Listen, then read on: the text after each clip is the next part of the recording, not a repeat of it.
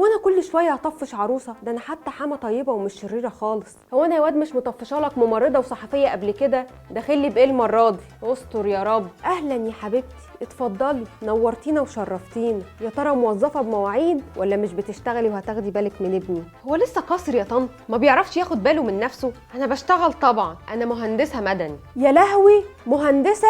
اتاري الواد ما كانش عايز يقول، كان مخبي. ما تزعليش مني يا حبيبتي، معروف ان بنات هندسه خناشير وبشنب. يرضيك النسل بتاع عيلتنا يبوظ؟ انا كنت عايزه بنت حلوه ولونه كده. على اساس ان الجامعه بتغير في جيناتنا اللي اتولدنا بيها، فجاه هيطلع لي شنب؟ ما زي ما دخلت الجامعه زي ما هخرج منها. ده بيبقى اهتمام، وكل واحده بتهتم بنفسها بالشكل اللي يناسبها ويعجبها. وعاجبني اهتمام حضرتك بالنسل قوي، بغض النظر ان هي مش حاجه ولا بايدي ولا بايدك، ده خلقه ربنا. بس انت ليه ما اخترتيش كويس عشان تظبطي نسل؟ يا بنت ما انت لبسك برضو بيوترني، على طول الوقت بنطلونات وتيشيرتات. انا نفسي اشوف فيك الانوثه اللي بيشوفها في باقي البنات. وايه السفت اللي انت لابساه في رجلك ده؟ هو مش المفروض البنات كلها تبقى شبه بعض؟ كل واحده مننا ليها شكل وروح وشخصيه، وبتلبس حسب المكان وحسب طبيعه شغلها، فاللبس ده بيسهل علينا حاجات كتير قوي. وبالمناسبه انت قلتي لبسي، يعني يخصني انا ما يخصش حد تاني. وبعدين انا عاوزه افهم، انت بتتعاملي معايا علشان ليا صفات واخلاق معينه ولا بلبسي؟ يعني بنطلوني ده تفتكري هيفرق ايه في علاقتنا؟ مش القصد يعني، بس كفايه انك بتروحي شقق.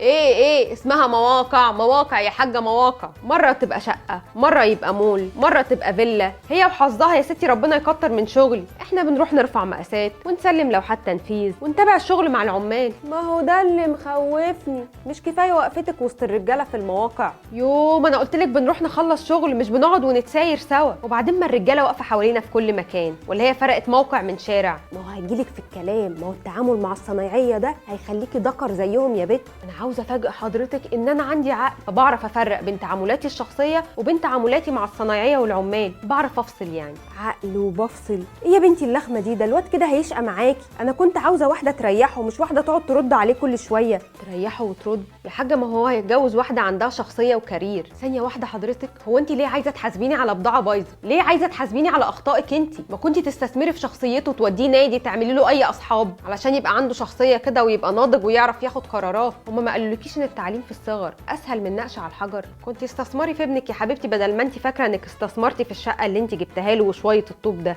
بصي يا ابني، البت بتعمل في امك ايه من دلوقتي؟ امال هتعمل فيك ايه بعد كده؟ ولعلمك هتطلع بشنب. انا شفت صورها على الفيسبوك بمسطره حرف تي، دي مقطعه بطاقتها خالص. بصي انا كنت مستحمله ابنك بالعافيه، هتبقي انت وهو؟ ده انا اللي خايفه على نسلي منكم يبوظ. ومالها المسطره الحرف تي؟ على الاقل عندنا مهنه وشخصيه وعارفين نصلح اخطائكم. طب بالسلامه يا حبيبتي، روحي لشويه الرمل والخرسانه اللي انت كنتي سانده عليهم. بصي خدي ابنك خديه، هو اصلا عامل زي البيت المايل، مش هيتصلح.